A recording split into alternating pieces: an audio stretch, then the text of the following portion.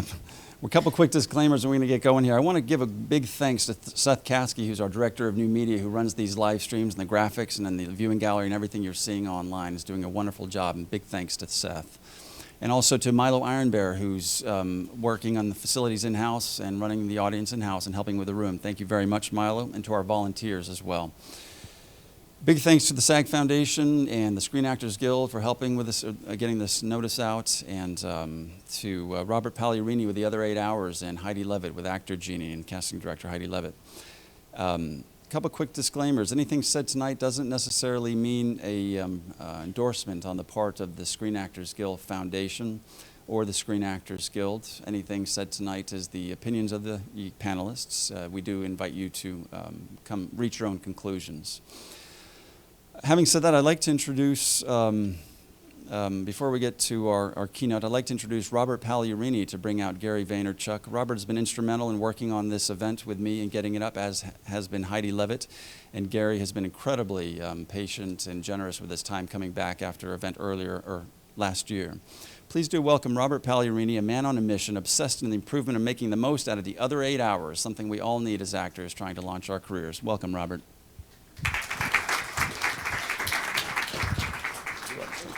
Here? Number 2, yeah. Hello, everybody. How is everyone doing tonight? Great. We're good? Here to learn something? Yeah. All right, because you're in for a very, very special treat. Last time it didn't work out too well with Skype, so we said, screw technology. We're going to get him here live in person to talk about technology. So this is obviously Gary Vaynerchuk. He's just, talk about a man on a mission. This guy has done everything. Written a book called CrushIt, fantastic book, and even more exciting, he's got a new book coming out 2 weeks, March 8th, called The Thank You Economy. And I've seen a little bit of what he talks about in it. It sounds fantastic. Can't wait to read it. He also is the co-founder of VaynerMedia, which is an online consulting firm, helps brands build their presence online. And so Gary's got to get out of here about 6:45. He's got to catch a plane, so I'm not going to waste any more of your time. Let's bring up Gary.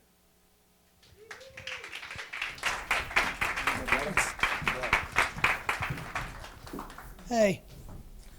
I'm going to sit, because when I stand I get excited. First and foremost, thanks so much for being here. I'm going to assume that most of you actually have no idea who I am. You know, I do a lot of public speaking, and the organizers are always like, you know, everybody knows who you are. And I'm like, I know that's not true. So real quick, how many people in the room have no idea who I am? Raise your hand. See? That hurts. Hurts the ego a little bit, but that's what I figured. And that's the kind of interesting thing, right? I'm in a very unique spot. You know, I have 850,000 followers on Twitter, right? Which puts me in the top 300 in the world. And I'm by far, as you could tell by the hands, the least famous. So I'll give you a little context of who I am, and then we'll yap a little bit about what I believe is relevant to you guys, and then hopefully do as much Q&A as possible, because then you can get answers to what you really care about. So taking it back a little bit, I was born in Belarus in the former Soviet Union. I came here when I was 3 years old. You know, super immigrant story. I was with my grandparents, my great-grandparents. We lived in a studio apartment in Queens, slightly bigger than this stage. It was hardcore, you know, it was tough. And my dad got a job as a stock boy in a liquor store in New Jersey. And we were poor, and I didn't really know my dad until I was 14, because he worked every hour. Eventually he became a manager of that store, and then eventually bought his own store and opened a small liquor store in New Jersey. I, on the other hand, while living in Jersey when we moved there from Queens, was obnoxiously entrepreneurial. I had 7 lemonade stands. I made all my friends work. You know, I drive my little, do you guys remember Big Wheels? I used to ride my Big Wheels around town and collect the bounty. I was like mafioso. I was like, where's my quarters? You know, so that was great. And then when I was a teenager, I had a very, very big baseball card business. When I was like 12, I was making like $3,000 a weekend selling baseball cards in the malls of New Jersey, which, you know, is incredible. I mean, I had like $10,000 in cash under my bed when I was 12, all from baseball cards. And when you're 12 and you got 10 G's in your, under your bed and you're not selling weed, you're doing a good job. So, I was proud of myself. I was doing well. Things were great. And then I turned 14 and my dad ruined my life.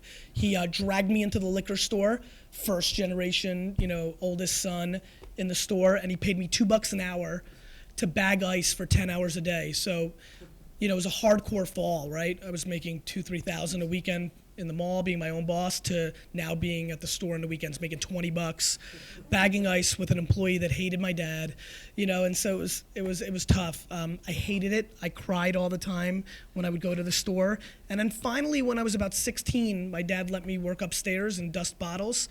And on one specific day, every single person came in and asked for the same wine. It was the Caymus Special Select Cabernet Sauvignon. It was a super sought-after wine. It was just named the Wine Spectator's Wine of the Year. And finally, after the 30th person that came in and left because we didn't have any more in stock, I was like, this sucks. I'm going to take a back order, right? Even though the store didn't have a back order system, it just felt unnatural to let all these people leave. So I started taking the guy's name down, and I was like, how much wine do you, how many bottles would you like of the Caymus? He goes, I'll take 10 cases. And I was like, crap, this guy's an alcoholic, right? But then he was like, no, I collect wine. And that was kind of it, right? Like, I was like, I don't know, Ken Griffey Jr., Wayne Gretzky, Frank Thomas, Silver Oak, Caymus, Chateau Latour, same shit, I can do this. So I literally, because people collected wine, got into it. That was kind of where my passion was at that point. At that point, I decided I could really help my dad's business. I'm very much an entrepreneur. Any punk kid that thinks he's good thinks he can help his dad's business. So I started learning the craft. I started reading so much about wine that it's not even healthy. I knew, at 16, I knew an ungodly amount about wine. I really got all in. I was all in. I wasn't much of a student. So like in school, I was reading about wine. It was kind of weird. And I really just wanted to take over my dad's store and build the biggest wine store in the world. That was the thought process. That's what I was going to do, and that's kind of what I focused on. So my dad's store was called Shoppers Discount Liquors, which, I wanted to be a wine store, so that name kind of sucked. So I really wanted to change it. My dad wouldn't let me. And then the internet came along, and this is where the story starts getting interesting to you guys. I could tell like the web was going to be something, so I launched WineLibrary.com, which was the name I wanted, Wine Library, WineLibrary.com in 1997, which was ridiculously early for a one-store New Jersey wine shop.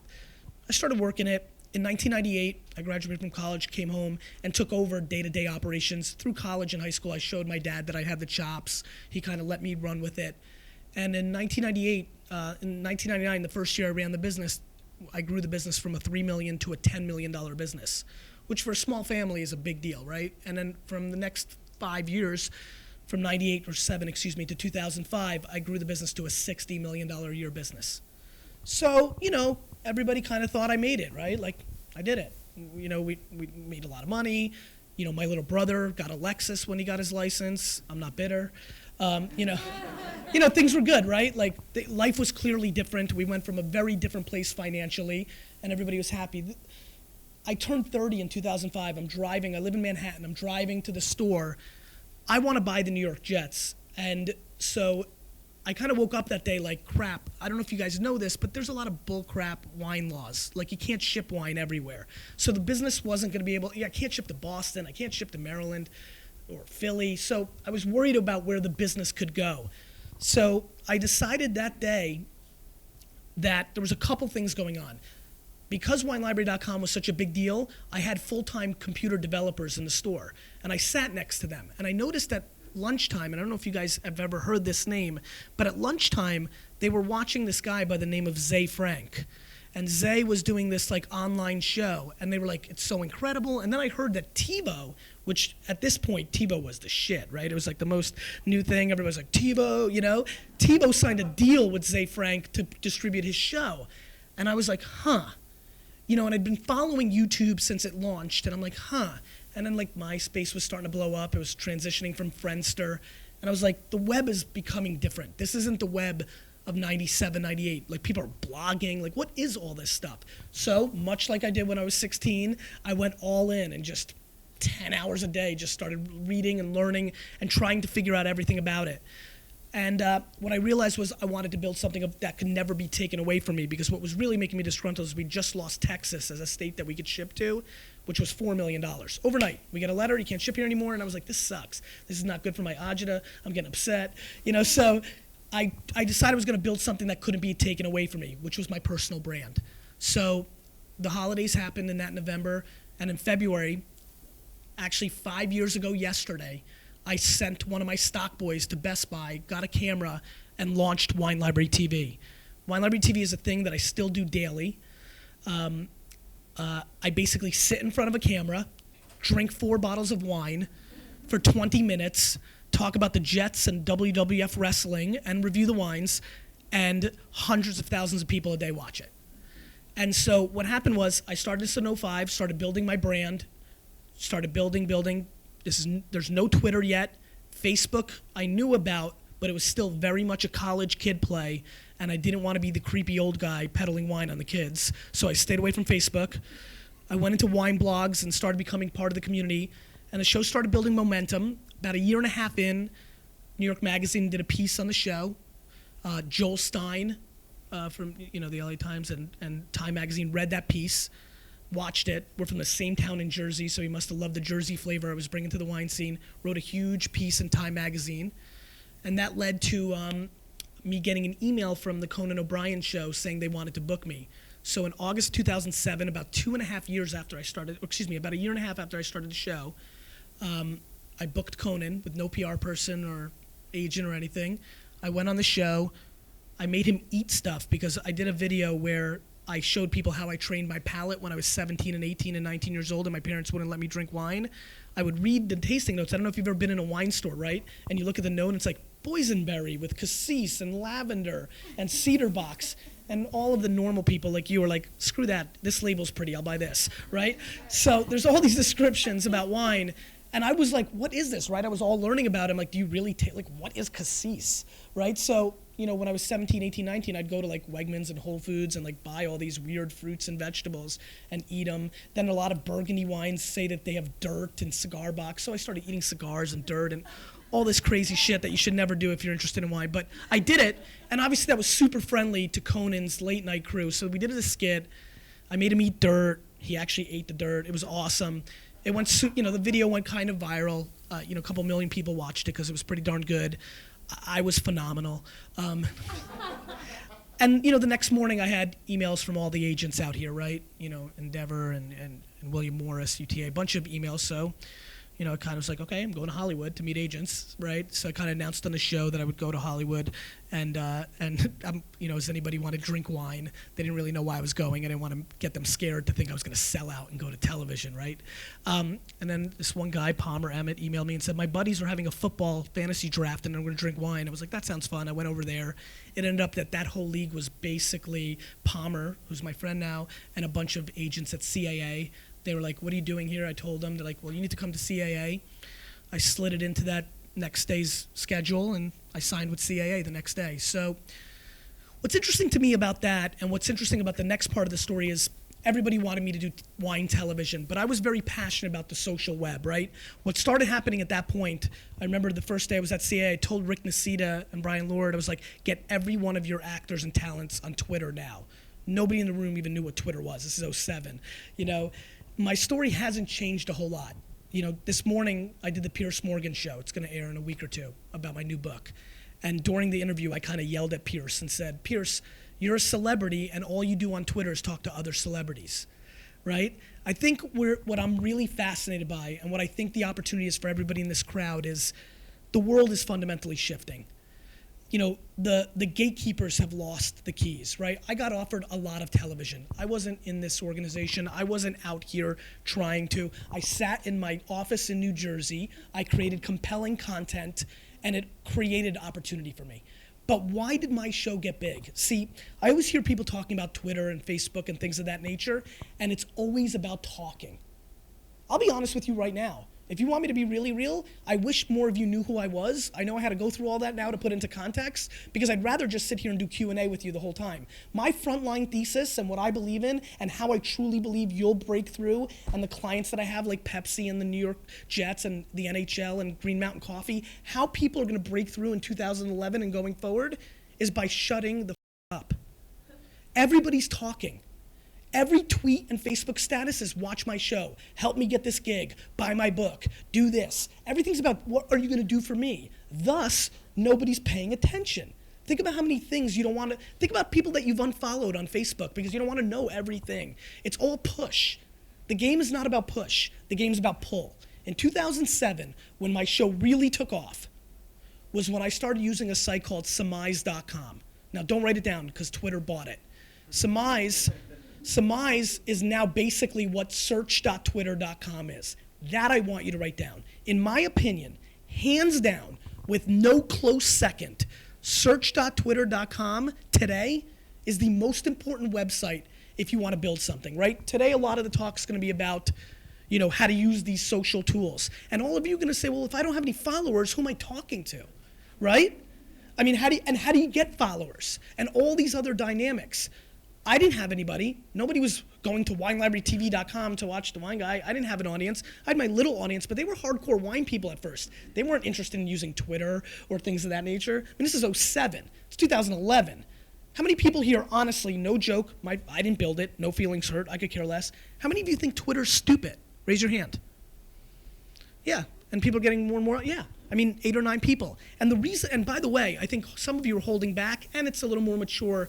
I mean, in '07, everybody raised their hand. And the reason everybody thinks Twitter is stupid is because it's the way humans look at things.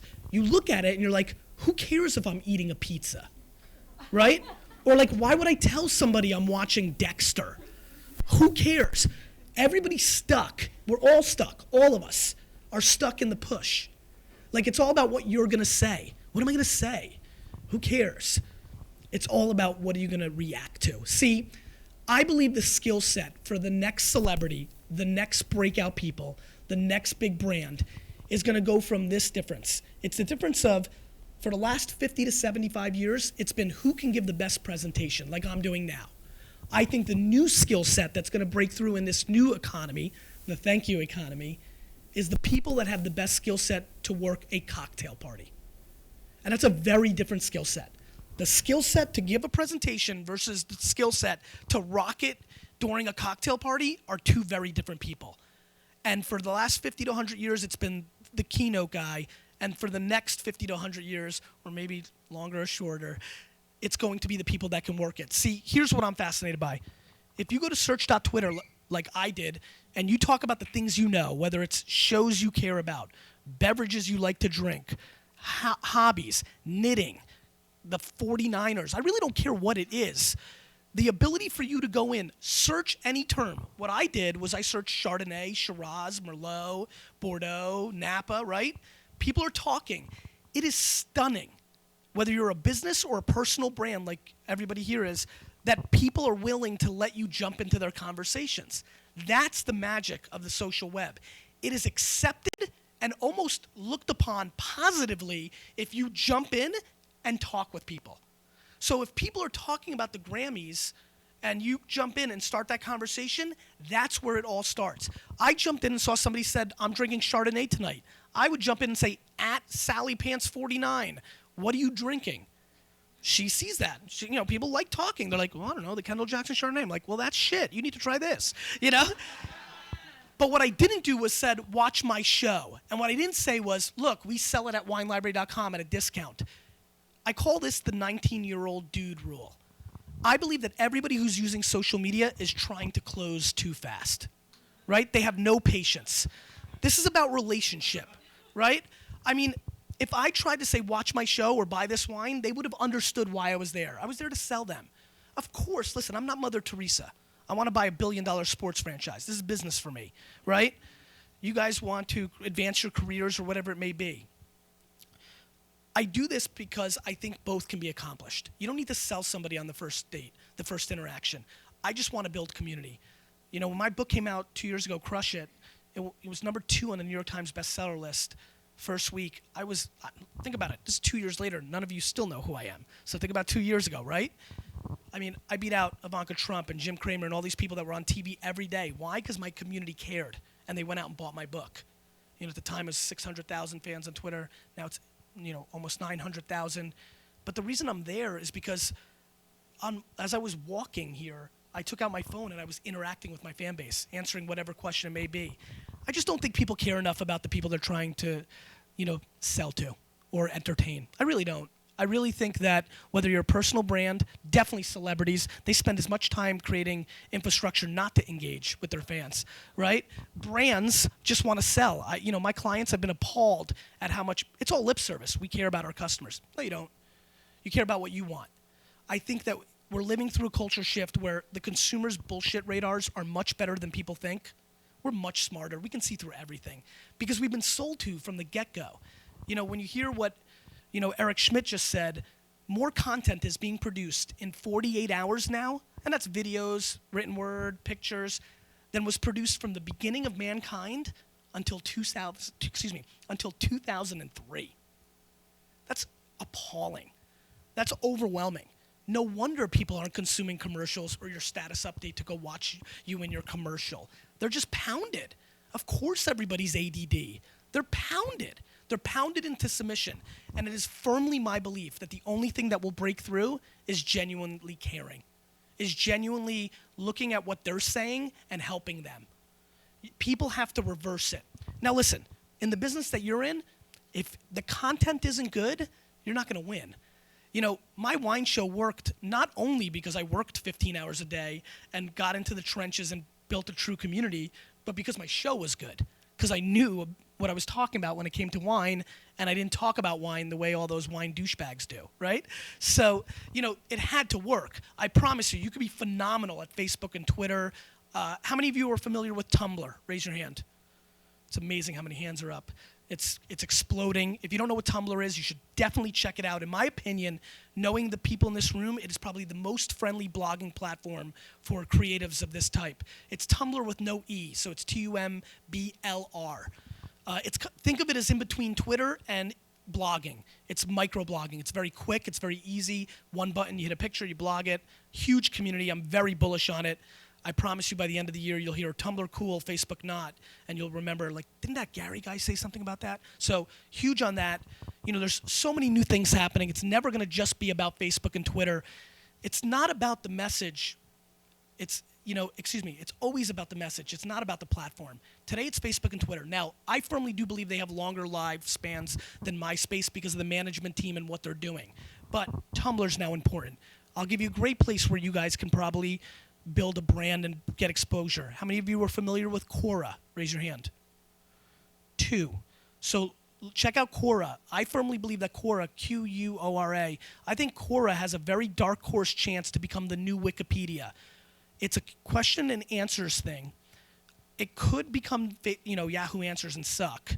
But I think because the people that are behind it are running an algorithm, it's amazing. It's an amazing community of people answering questions, and there's probably a lot of questions about this organization, about acting, about a lot of things you may know that you can jump in and answer and bring value to the community, which then comes back to you. And so, that's what I do for a living. I pay attention to the new trends. I try to always understand that it's not about me, it's about the audience. And you've got to create content, and I know there's a lot of creatives in the room, but you've got to create a community. The community is the game, and there's micro communities being built every day today, whether that's through creating content on YouTube or whether that's going into platforms where people are talking and answering them and actually having conversations. And nothing for nothing, it's a crap load of hard work. That's the problem, right? The biggest, I remember when I first started really talking about, not my secrets, but how I was doing it, I just remember a lot of people around me saying, whoa, this is a competitive advantage. Don't write books. Don't tell people what you're doing. And I looked at them and I said, first of all, they're going to rise me up and I'll be bigger for it. But nothing for nothing, 99% of the people aren't going to work hard enough to do it. That's a substantial differentiator in this.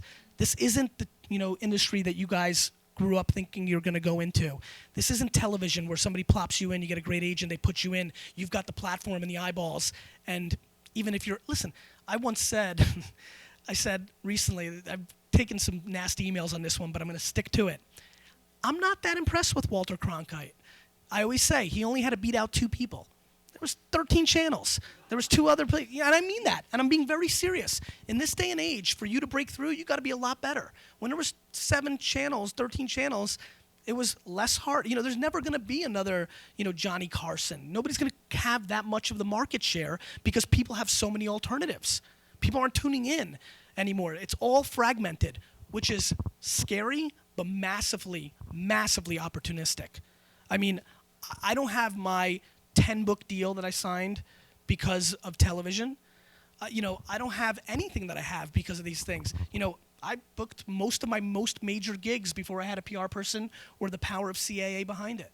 You know, and so I know what it is, and I know what I do. I mean, I booked Fallon by DMing him on Twitter when I did Jimmy Fallon. You know, so like, I just feel like it's out there, but it just takes a lot of work, and I think it takes a lot of knowledge of the space, and I think it takes a starting off point. You know, it's super intimidating. I'm sure there's a lot of people here who are not using these products, whether they're Facebook or Twitter, but recognize they are the ultimate weapon and ultimate good thing in this room's world.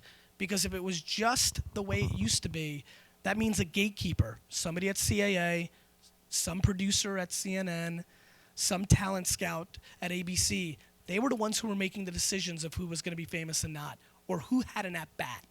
What social media has done is given every person in this room an at-bat. You may not hit it. You may not be good enough. You may be good enough, and you would have never had a shot.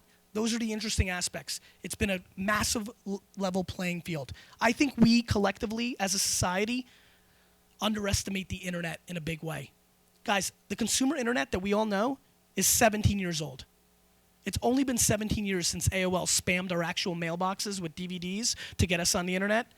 I mean, 17. How many people in this room do not remember the world before the internet? How old are you? Okay, fair. I'll take that. Shit, that's young. There's only one person in this room that doesn't remember the world before that. Every person in this room remembers pre-internet. This is the biggest culture shift platform in our world. If you think it's, guys, it's overturning governments all over the world. If you don't think it's going to impact television or business, you're nuts. Of course it is. I love how naive this town is about TV being safe because Google TV didn't crush it this holiday season, and there was a lot of articles written. Guys, Apple is making a television. They're making it right now. It's going to be a television. You're going to take your iPad, you're going to hit one button, and whatever you're watching on your iPad is going to be on your TV. As soon as that goes mainstream in the next 24 months, everything's going to change. It is, because we like watching television, right? It's more fun than watching on the laptop or things of that nature. And nobody's geeky enough to get an Apple TV or a Boxee and connect all the wires. We need it simple. We're lazy, and we're not that techie. The second it's that easy, the second the iPad is a remote control, and you go to YouTube, you hit a button, and you're watching on your TV. I saw a startup a couple weeks ago that takes all the links of videos from your friends on Facebook and Twitter, puts it into a queue, and lets you watch television passively based on internet video. Because that was what my big thesis always was, that TV would always live because we like passive. We just want to hit a button and it'll come to us, not go search for it and find it.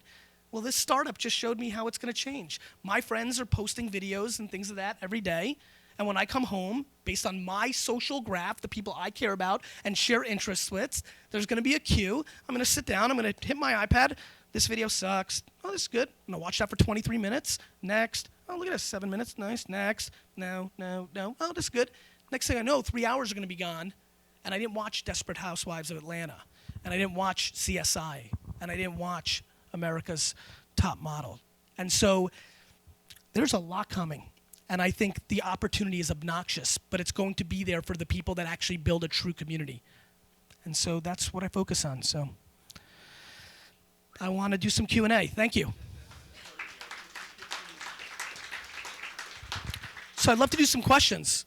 I know I went fast and I threw a ton of high-level shit. I'm thrilled to talk for 15 minutes now and answer the most basic, like, how do I sign up? Like, anything that anybody wants, or to say, hey, I tried this and it doesn't work. I'd love to dissect it.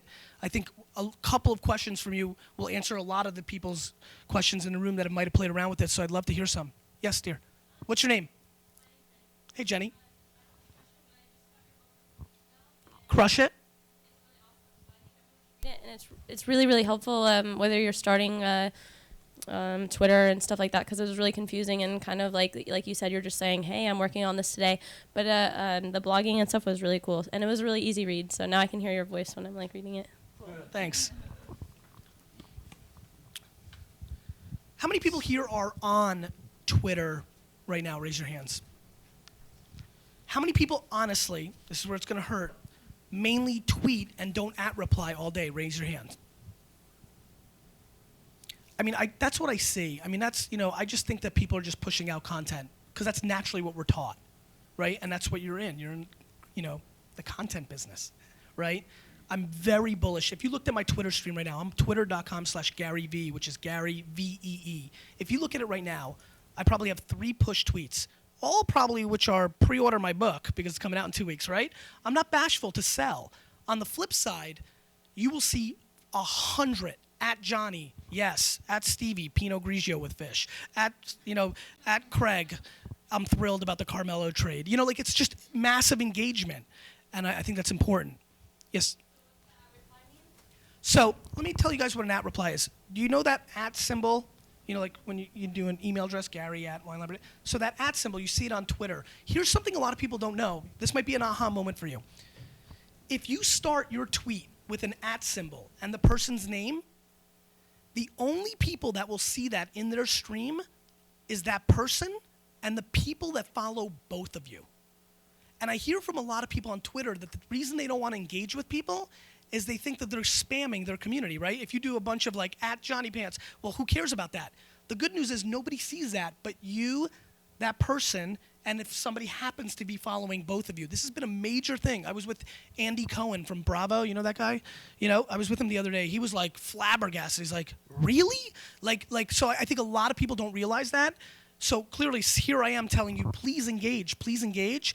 If you're not a big brand, if you're not Andy Cohen, if you're not Pierce Morgan, if you're not me and have a big community that's talking to you all day, go into search.twitter, read something that you can add your 2 cents to the conversation, at the person that said it, and start the process. Because here's where it gets important. Make sure your bio is really tight and that your link to your homepage is really tight, because that's how it works. What worked for me was I started these wine conversations. They're like, who's Gary V answering this question? They'd come, they'd see my bios like host of Wine Library TV, link to Wine Library TV.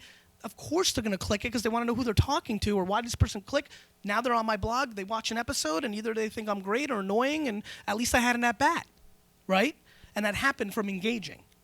That's seriously what I think you guys need to think about. Put yourself in the playing field. Yes, sir.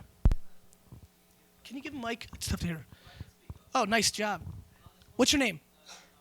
Kevin, what's up, man? Yeah. Thank you, Gary. Sure, man. I was just wondering if you could give maybe just a few specific examples about what you're talking about and how we could apply it to pursuing an acting career. Sure. So help me dissect that a little further. What should you do if you want to land an acting gig? Oh, just to further an acting career, because I feel like a lot of what you're talking about, you were talking about building a wine business. It's very business-like. It wasn't building a wine business. It was building me as a personal brand in the wine space.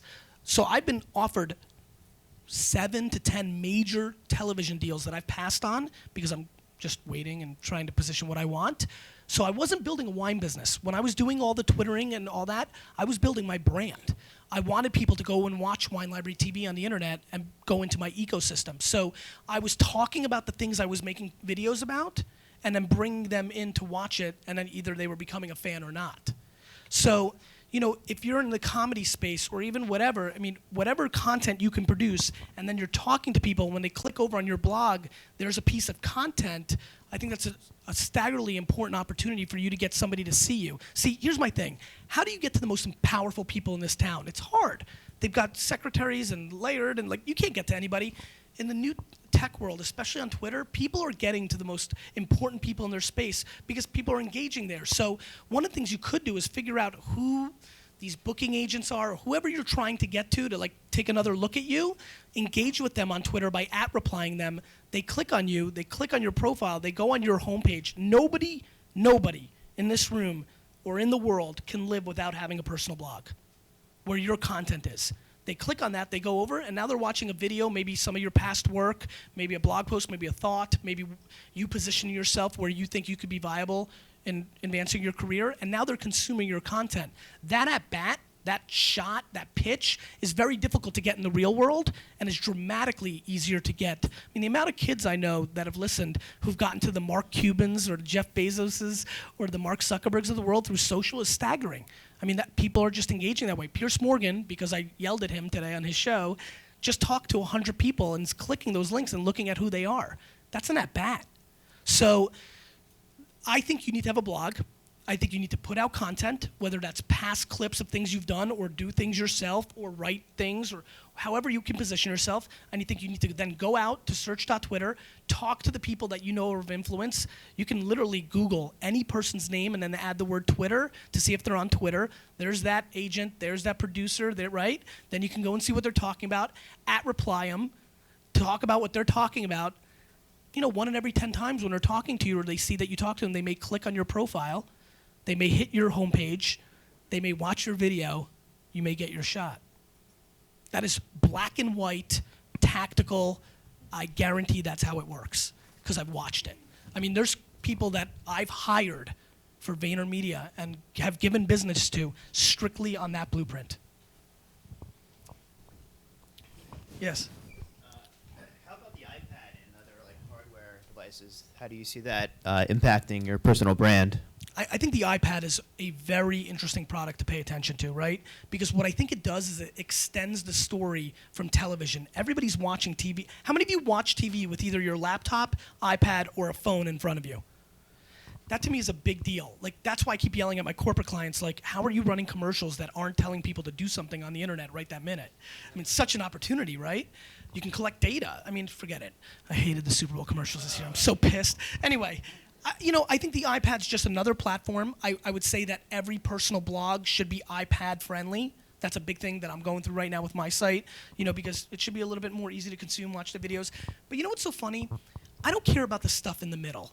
I really believe in the edges, my man. I think that you got to put out good stuff. If you're not creating content or producing work, nobody's going to know what you're capable of, right? And however you can do that, and that could be a flip cam. Like, you got to grind it out. That's just the way it is. And on the flip side, you got to do the real dirty community stuff. You got to get into Twitter and Facebook, go to Facebook fan pages where people are talking. You got to make yourself part of the community. I mean, the people that have always won in life have been the people that have worked it, right? Like, you hear it all the time. They went to every event. They went to everything.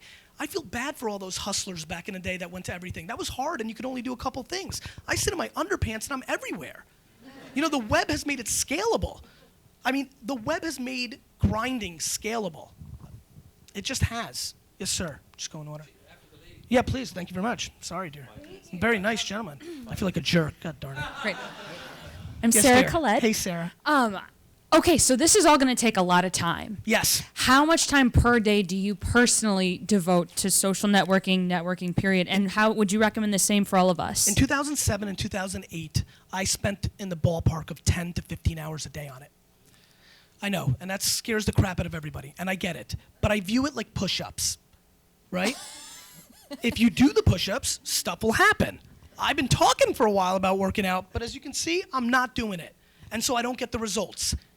I literally view the time you put in is the time you get out of it. Here's my thing. You've got to do other things, right? I was running businesses. I'm doing so much crap. I'm running a $60 million wine business. VaynerMedia is now a $5 million business. I'm writing books. I'm doing a ton. But, when I'm going to walk through the airport on my way to Belgium right now, I'm going to answer. Stuff is mobile. You can do it.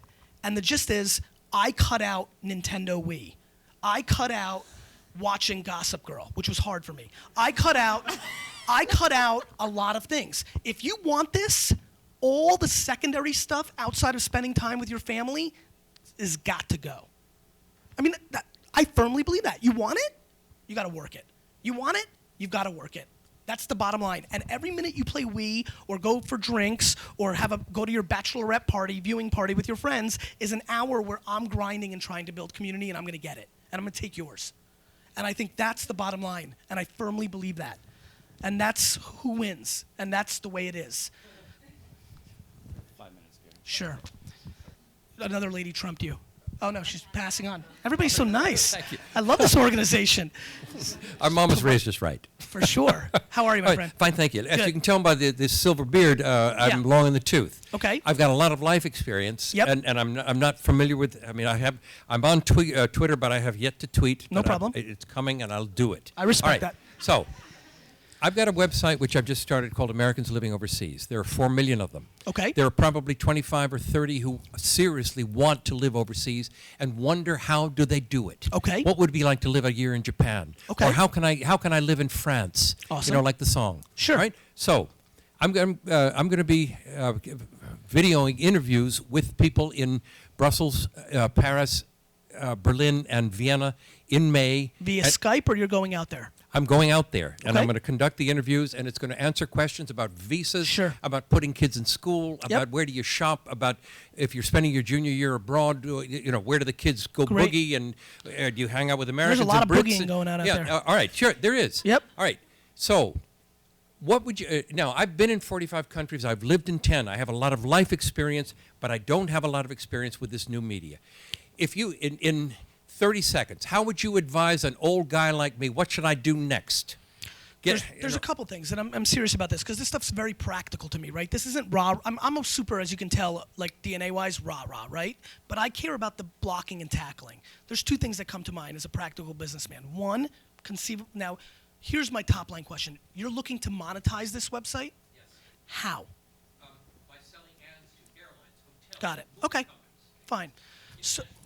Fine. So there's a couple things that come to mind. Number one, knowing that space cold and living in it for the last 8 or 9 years, first and foremost, you should check out a site called Letterly, letter.ly.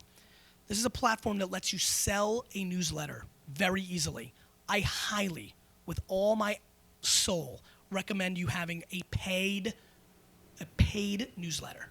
You will monetize letter.ly. All right? Letterly will let you very simply, you can read the information, set up a newsletter. I would recommend to you, as a business advice, to have a newsletter that charges $3.99 a month for extra special content. You will start monetizing your business dramatically quicker. If you're going to wait for the ads to come in, my gut feeling is you're going to quit before you're there. Okay? Because it takes a while. I mean, it takes real traffic to make $50,000 in ads. Okay? Real traffic. And getting real traffic is hard. So I'm trying to find smarter ways for you to monetize. Number 2, first thing that comes to mind is conceivably you may need a partner. It is very possible that you need a biz partner, that you're the creative and you're going to go out and curate the content and you need a business partner. So that comes to my mind. Number 3, to build your initial audience, search.twitter is a monster for you. So is Facebook. There are enormous amounts of fan pages devoted to overseas travel. You can become a fan of it. You like it. I don't know if you've ever been in Facebook. Have you been in Facebook yet? Yes. So you can like the page, you can go in there and you can start talking to people. That allows people to find out who you are. I would also highly recommend reaching out to people that way and doing a lot more Skype interviews because it will keep your costs down dramatically. Going to Europe and taping all this stuff, I'm already rounding up the numbers in my head. I don't like the cost in number. Now, it may be fun for you and that's life, so go and have a great time. But as you want to scale it and create more content, I think Skype is a very, very logical way to do it. So you can Skype into anybody, no cost, record it, and you're on your way. So those are 3 things that pop out right away. Recognize that it is very difficult to get traffic on the internet. It's hard. There's a lot of stuff out there that's vying for people's attention. Back to the Google Eric Schmidt thing of that much content. So keep in mind you're gonna have to grind for it. Those are the first 3 things. But if you email me at Gary@VaynerMedia.com, I'd be more than happy to give you a couple more tips because I know we're running out of time. VaynerMedia is VAYNER media.com. Sure. Last question. We have to get Gary to Belgium. Yeah, this is just a quick personal question. My name Sure, is bro. Garrett. What's up, Garrett? What's going on? Come in. Did you know that? Did you know that you would be successful? Like early on? Like just when you were growing up and in your heart and your mentality on life, did you have no idea when it started to happen for Right. you? Were you like, oh my God, this is amazing? Yeah. Or So my story is that my mom instilled such obnoxious self-confidence into me growing up that, to be very blunt with you, and this is obnoxious, but like not only did I think I was going to be successful, like I thought I was going to win, like the whole thing, like play it better than anybody's played it before. I still feel that way. I feel that I will buy my billion-dollar favorite sports team, that I will be looked upon as somebody who figured out where the world was going before anybody else, and who just really dominated and was a good guy along the way. So yeah, I mean, it was always there. I feel like that's my DNA. I feel like that's how my parents raised me. And I was a bad student because I knew where I was going. And I figured, let me enjoy this vacation while I've got it. So yeah. I mean, let me ask you a further question. Why are you asking? Do you feel that way, or do you feel the other way? I ask that because I just see in the media and I see in movies and television that it's always the story that triumphs and makes it to the top is the one that is one guy who, like, he always says, I had no idea this is going to happen, all of this. And personally, I feel the same way as you. I'm very confident in that aspect. I tell all my friends, I'm going to make it. You better watch out and stuff like that. Me too. I talk so much shit. I talk a lot of shit. I know I talk a lot of shit. But I just, and then when I see stuff in the media saying like, oh, it's the underdog, it's the guy growing up from the ghetto that's going to win, and I think that self-confidence and self-belief is imperative, especially when, listen, in 2008, when I'm running a business that's, a very large business, and everybody around me is like, what is he doing, right? Because here I am, I'm blowing up this business. Everybody, like back to what I was saying, thought I made it, right? I'm building a huge wine empire, and here I am playing on YouTube and talking on Twitter. People are like, what? Some people thought I lost it, right? But I just know where things are I feel like I have very good intuition where things are going, and I'm an all-in character, Garrett. Like, when I believe, I'm all in. And I just have never seen anybody win on a big level with, outside of like trust fund baby opportunities where you have the infrastructure, where you don't have that.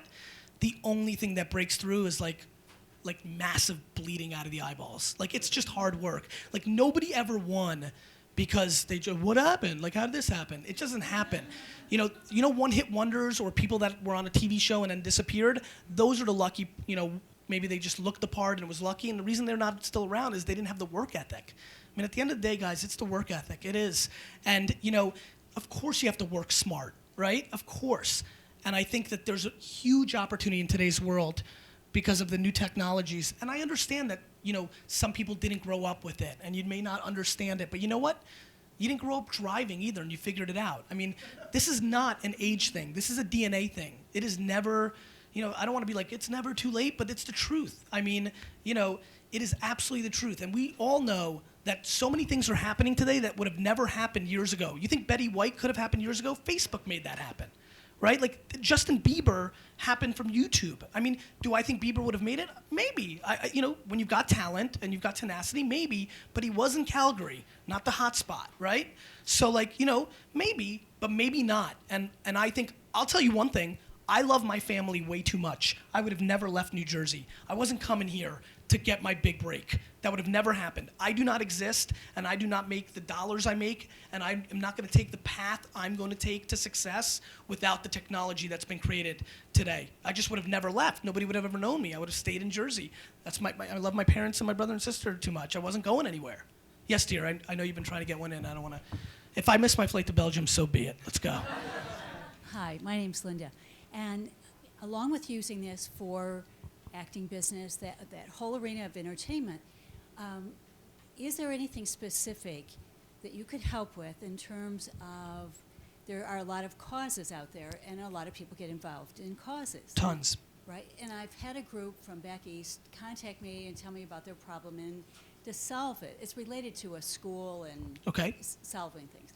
So we need to reach politicians, decision makers, entrepreneurs, people who think big, who have money, who see that Obama wants education to go well, and how do we save this beautiful $10 million school instead of spending $1 million to tear it down? Sure. Stuff like that.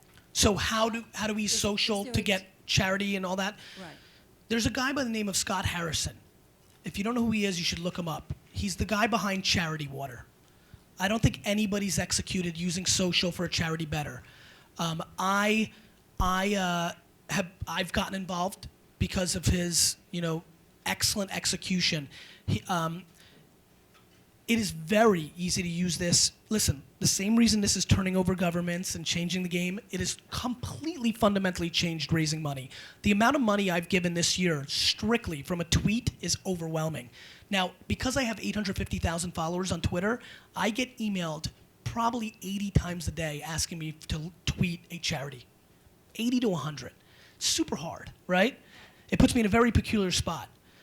But, go ahead. I think this is going to have to be, it's not going to just be donations. It's going to have to be really where government gets involved in it. They see that this is a place to bring their political power. So you think, so you want to reach politicians?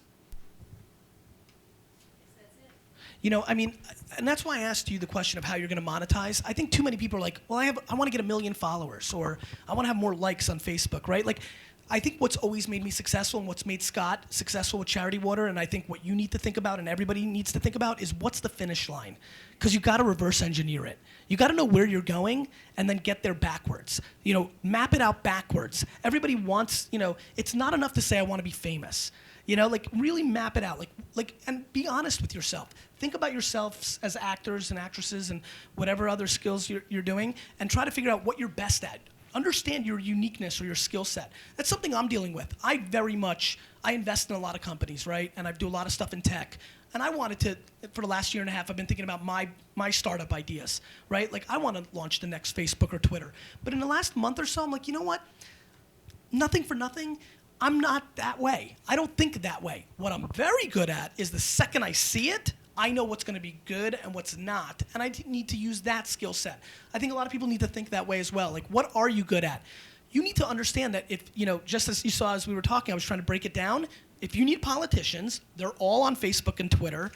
You know, you've got to have the right kind of push to them because they're getting bombarded with a billion things. How do you uniquely, do you go to the school and do a flip cam video and tell a story through video that may capture them?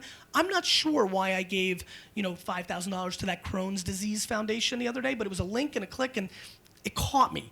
It was no different than anything else. So, you know, I feel as though it's at bats. It's what I kept talking about.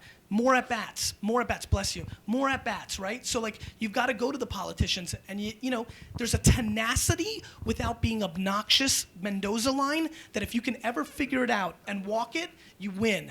And I think that I've been very, very good at that. It's why some people think I'm obnoxious, but for the most part, ultimately, I always win them over because at the end of the day, if you're good and you care and you come from the right place, you'll win.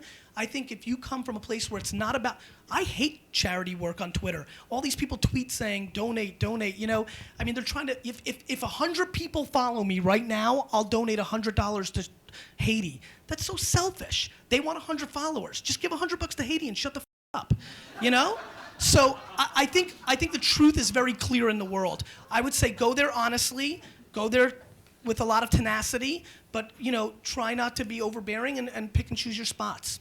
Cool. We got guys, thank you so much. I got to catch this flight. I'm sorry. Gary Vaynerchuk. Did you get my email? Cool. Thank you guys so much. Take care. Bye-bye. Thank you so much, Gary.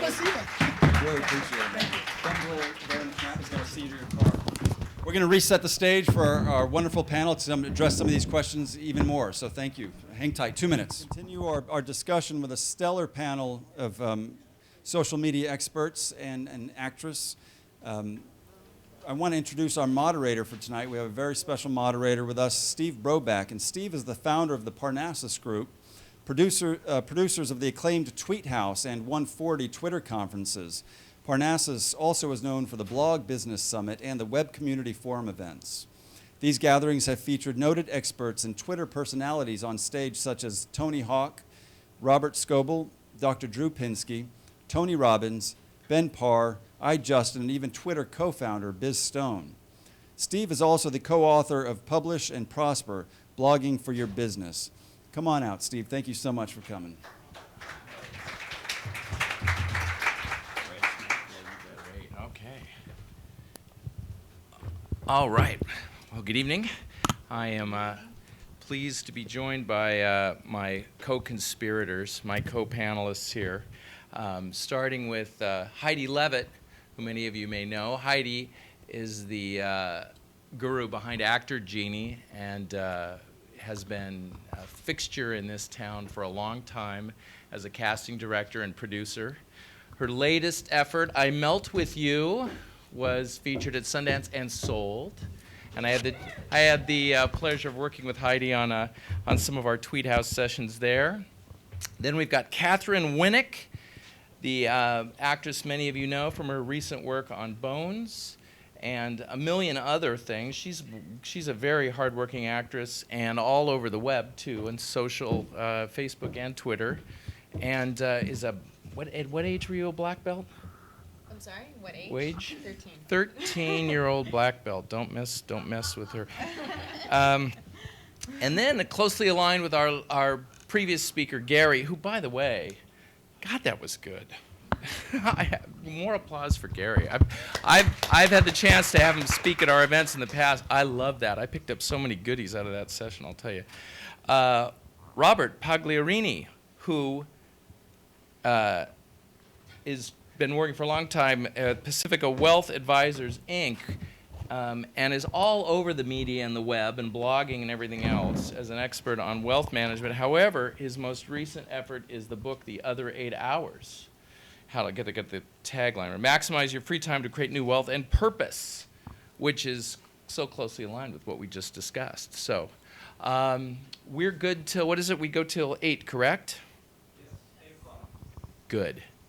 We've got a lot of ground to cover. I have a lot of questions here, but I thought what we do is maybe sort of get the ball rolling, finding out just quickly a little bit more about you guys as we sort of burrow into the subject matter here. How many of you are, in terms of your expertise regarding social media, the range goes from total newbies to, oh yeah, I mean, I've been in this scene for a long time, and I've been doing Twitter and Facebook and everything else for a long time. 0 to 10, how many of you are closer to the 0 side of things? Okay, how many closer to the 10 side? Okay. Well, then we have to really deliver. Okay, the other question I've got is as far as polarization. There's the entrepreneurial side of this game, which is I want to use the new social platforms, the new web to make money directly through some monetization scheme, subscriptions or ads or whatever. How many of you are kind of, that's the direction you're leaning in? I've got a passion, I want to monetize it. And then the other side, the other pole is, well, you know, I'm an actor and I really want to use social to help me further my career in acting. How many of you are in that camp? Okay. Well, I think that closely aligns. We'll do some of both for sure. Maybe what I'd like to do is if we could start maybe going down the panel and hearing more about your efforts and epiphanies of late in the social arena. And by social, I mean YouTube, Facebook, application space, mobile, Twitter. Twitter and blogs are my thing, but I'd like to hear about the specialty that you guys have and maybe a couple quick insights. So Heidi? Well, first I want to say that Gary was amazing, and he made me think as a casting director that Marta Kaufman could have extended Friends with Gary, because I think like he could go to a whole new level and be Jennifer Aniston's new boyfriend. Hey, he's a married man. Yeah, well, there you go. If anything, I'll get you out of New Jersey.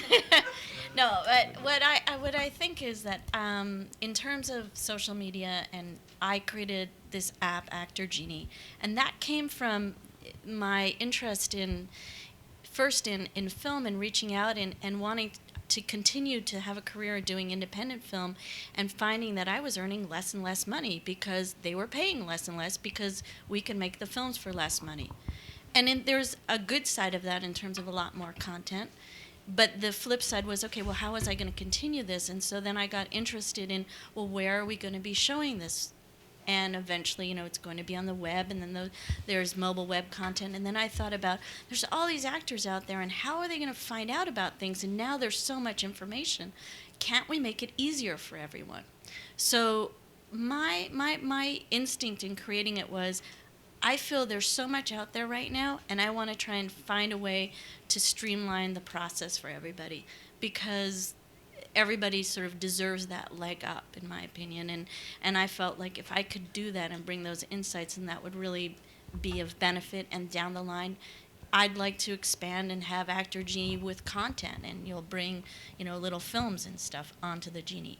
So I started in this mobile world, feeling like that's where everything was going. I started, you know, I have Twitter, and I'm at the Actor Genie, and on Facebook, and it's interesting because what I took away also from what Gary said, and I'd be curious to hear what you say, it is about engagement and community.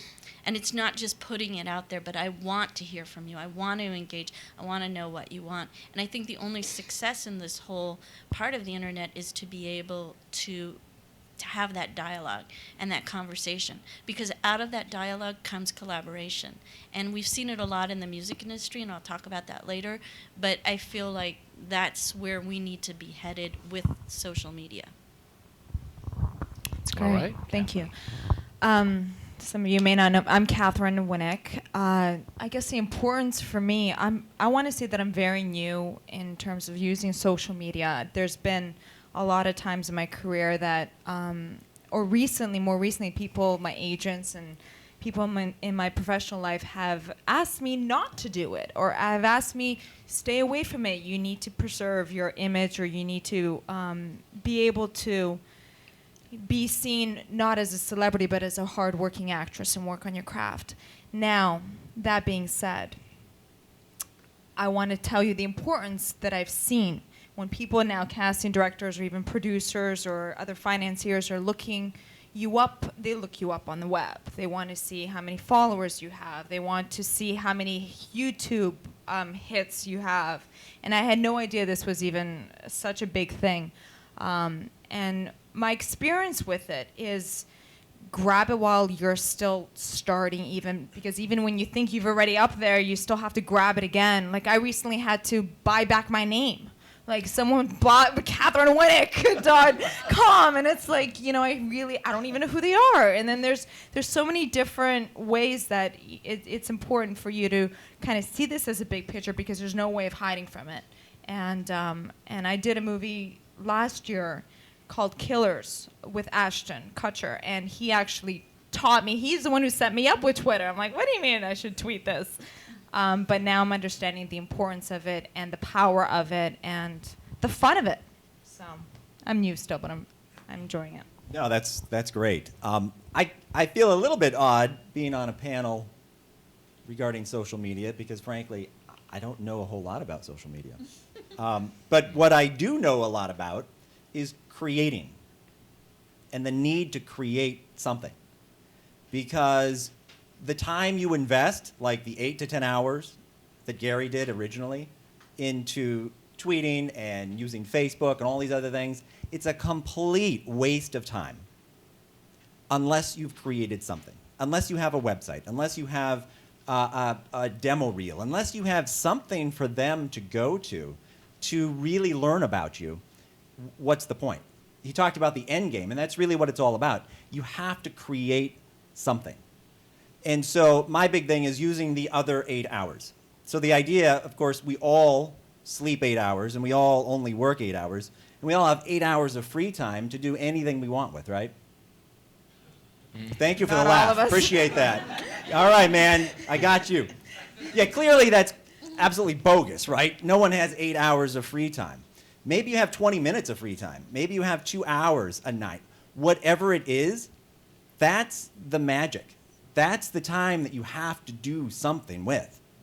Because the time you're sleeping, clearly not going to get you anywhere. Your day job, unless you love it, unless that's your passion, unless you're doing your passion, unless you're acting and that's really where you want to be, then your day job just lets you survive. And so if your passion is acting or writing or producing, or if you're a musician or you're a director, whatever it is, you've got to take some amount of time. You've got to get rid of everything else that's not as important and do something in that time. Create something.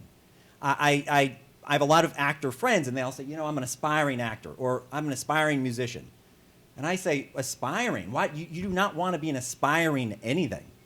Because when you aspire, it means that you want. It means that you intend to. If you're an actor, act. If you're a musician, create music. You don't need anybody's permission anymore. I mean, I know in this industry especially, but in many others, we're always waiting for that nod of approval. That person to say, the casting director to say, you're right for my part. I want you in my part. Or the record label saying, you know what, your music is good enough. We want we want to sign you. But that's not the case anymore. You don't need anyone's permission to create something in the other 8 hours. Create, do something, thank you. Create. Your content creators create something, anything, even if it sucks. Maybe the next one won't suck as much. Maybe the third one might actually be pretty good. Whatever it is, get out there. My whole thing is also consuming versus creating. Like, we all consume so much. The radio, the TV, speakers, books. We're constantly consuming other people's ideas. And that's cool. You need a little bit of that. But at some point, you've got to flip the switch and say, all right, I'm done consuming. There's something in me I have to create. I want to create. So get out there and create something. Which actually leads me to a question to the audience. There's a certain percentage of the population that are obsessed with creating, particularly online. And my success story that I know personally is a guy named Robert Scoble, who I used to work with. And he has to be constantly entering video and keystrokes into the web to generate content. And he's built a small empire out of it. And I would argue Gary is in a similar position. He loves content creation. Who here is in that position? Anybody here just loves doing that? If you love it, you have a natural advantage over the rest of us. And you can, companies come to us, come to me and say they want to, we want to sell stuff on the web and we're going to hire somebody to do this, to this content creation work. And I go, hold it. Who in your office is already obsessed with doing it? Because there are people, someone in your, maybe you're even trying to get them to stop.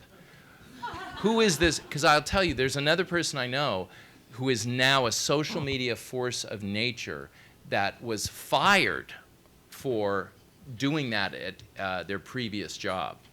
And now they've said, well, I'll just do it myself. And they're now making a lot of money. They're sort of in Gary mode. So here's what I'm saying is, those of you that are in that position, you've got to start emoting online because it'll work for you. Let me just say one thing to that. As far as the content creating, I didn't see a whole lot of people raise their hand. Like, you don't like to create content. Who likes to act? You're content creators. You're all, if you love to act, partner up. Find some friends, find an editor, find a director. Create something. Create a short film. Do a webisode. Whatever it is, that's your content. That's what you love to do. It's not about tweeting. Who likes to tweet? I mean, really, honestly, who loves to tweet? Going on Facebook. Who really, truly loves to do that? Maybe everyone loves it, but I don't. But what I like to do, I love to write. I love to speak. So figure out what it is you love to do, and that's your content. It should be seamless. That's your passion. Which, by the way, leads to a question the audience asked in an email directly, which is, for the production of this video content on YouTube, et cetera, how do you need high-quality gear? And the answer to that is, I'd say no. Don't wait till you have the right gear, to start putting stuff out there. Do it with whatever flip camera, anything. The main idea is just to get it up. But I think we have to talk about, how do you find it? Because you can create all this content, but how am I, as a casting director, going to find it? And I think that that's something where we have to talk about, again, the community. Like Tumblr that he was talking about is this amazing community, and I could look up many actors, not that many yet, but there'll be even more on that, and look for all of their information. IMDb allows you now to have a resume and put your clips in a website up. Not everybody is taking advantage of that. What MySpace allowed for musicians was everybody was on it for musicians. You could find out where they were playing, you could see their videos, and it was one place for casting directors and producers to go to, or not casting directors, but bookers in this sense, to find all this information. And I think as actors, either through SAG or through some other venue, we need to have that community for you. Because I don't think it's enough to just drop a video and hope that it's going to go viral. I think you have to find a place to put it, and a group. I don't know how you guys feel about that. No, I do agree with that as well, but it's also funny, the viral effect it has. If you put something up there, I just recently Facebooked something, just some fan did some weird ass, or like a weird like sketch drawing. Doesn't even look like me, but I'm like, oh, somebody actually made the effort and did some art. But that one link got now distributed in so many different crazy sites that I've never even heard of, or different fan sites, or different just content site. They want to have material, so it'd be interesting even to come up with a master list of how many users, or how many viewers certain sites have, and maybe get in contact with them, distribute them if you're just starting out, or maybe even just putting it out there and see what happens. But knowing as an actor, if you want to get your personal content out there, that might be something to think about. One approach for that I've seen work is where if you, and get relates to what Gary was saying, is listening. Listening to the chatter out there, is building content that aligns with what you sense people want. Or I created a video that I don't do much with YouTube, but I saw there was an interview with Mark Zuckerberg where he was getting all sweaty under the collar and wasn't answering the question. And he kept reminding me of Martin Short as Nathan Thurm, the tobacco executive. So I did a quick little thing where I clipped the interviewers interviewing Nathan Thurm, and I threw it up, and there were a couple people on the web I saw that had also commented on that they thought, God, it reminds me of Nathan Thurm. So I did a search on Twitter for Nathan Thurm, and I saw several people had tweeted that it was what it was like. And one of them had a ton of followers. And I tweeted him and go, well, it's funny you bring that up because there's the video about it. And my little effort, because I'm not a YouTube guy, I got like 5,000 views. But if you can scale that up, but I think that gets back to, I think that's probably what Gary was doing with, gee, I like Chardonnay, but I don't know what to do with, the right kind of food. Oh, I have a video for that. So anyway, that's my 2 cents. That kind of engagement can accelerate it. I just want to say one thing, because someone just told me, I had a call yesterday. They told me to buy yourname.tv. Or if I'm CatherineWinnick.tv, CatherineWinnick.com, CatherineWinnick.org, CatherineWinnick.net. And I'm like, what? I'm not this huge corporation yet. But you got to think like that in advance, because you don't want someone else to grab that. So I'm sure many of you know how to grab your name is you go to GoDaddy and you just buy it and you automatic subscription, or certain things that are somebody else already has, that if you can sign up. I had actually some help on this. But if it renews or if it expires, you'll be next in line. But I can't even tell you how important that is, just to be able to have that. Even if it's an idea on a movie, just grab all of those .coms, .orgs, .nets, as much as you can. We've helped a couple actors get their name back from Twitter, where someone has hijacked their name. And luckily, they've got a process in place for doing that. There's also, and the name escapes me. By the way, I'm at Tweethouse. I won't give you, it's easier to remember. At Tweethouse is how you can tweet me. There are a couple services for several $100s. They go out and they grab you everywhere on all social platforms. And it's nice because first you have to prove you're that person, so that you're not doing it to take someone else's identity. But if you're interested, just tweet me at Tweethouse, and I'll find the link to the company that does that. Okay, so it's not. Let's talk about that a little more. It's not enough to put that out there, and I think Gary really hit the nail on the head about engagement. And there's something, when we interview a lot of these social media success stories, there's a common thread running out throughout them, and you really heard it with Gary earlier, it is a philosophy of I'm here to help, and I'm not here to sell. And so if you are engaging in that way for a long enough period of time and you get a large enough audience, then when you do put something out there, especially on Twitter, and you tweet it, you can get you can get pickup. Now, in the case of if you're putting videos out, but we know that if it's funny, hilarious, different, unique, it can take off on its own. But the problem is that's almost impossible to predict. People that try to engineer that. If you're starting out, definitely get all of the .tv and all of that to prepare yourself for once you need it. And I would say early on, spend maybe 10% on social media and 90% on, I'm going back to it, creating. Because that's really what it's all about, is creating something. And if that something is mediocre, then it's not going to matter. It all comes back to something really, really good. if you have it, if you've created it, if a team of you have done something that is really outstanding, it will get noticed. Someone will see it. Maybe from the following that you've developed using social media, maybe not. But at the end of the day, there has to be something there. That's your calling card. Whatever it is that you created, that's what you do. And so I would say 10% social media, 90% just go out there and start creating something. I want to just say also that in terms of creating something, I really think that you can engage with your community to create. So you're an actor and you love Ibsen. Well, start talking about it. Then you're going to find other people coming together. And that little theater company that was off Broadway is right here on the internet. I mean, I noticed this a lot. My daughter is 16, and she created an online web show last year. And now she has a blog called Verb Reverb. And she started engaging with her community. And within less than a year, she's like, "Oh, Mom, I'm starting a record label. It's called Absent Fever." I'm like, "Really?" And yeah, my first album's coming out next week because she engaged with her independent music community, and suddenly they were collaborating. And here it was.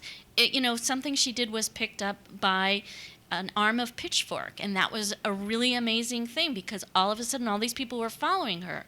And it wasn't just following her because something she put out, it's also because she is working and collaborating with other artists. And I think actors, we have a great opportunity here to go out and find people who are interested in working on things that you are, and you can create that web series not just by yourself or getting together in the new version of a theater company online.